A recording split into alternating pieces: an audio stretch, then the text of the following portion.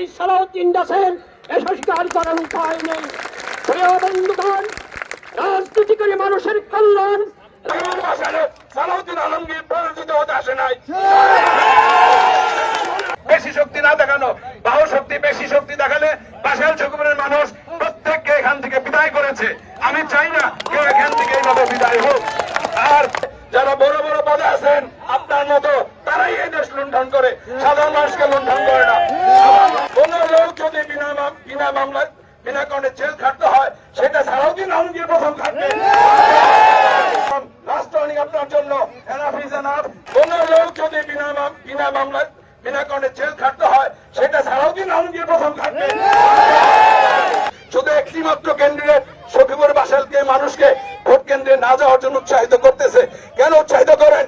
কেন জনগণকে ভয় পান? কি করেছেন যে ভোট কেন্দ্রে মানুষকে শুধু একটি মাত্র ক্যান্ডিডেট সখীপুর বাসাইলকে মানুষকে ভোট কেন্দ্রে না যাওয়ার জন্য উৎসাহিত করতেছে। কেন উৎসাহিত করেন? কেন জনগণকে ভয় পান? কি করেছেন যে ভোট কেন্দ্রে মানুষকে রাজনীতি করে মানুষের মুক্তি, রাজনীতি করে জনগণের মুক্তির জন্য। কার মুক্তির জন্য?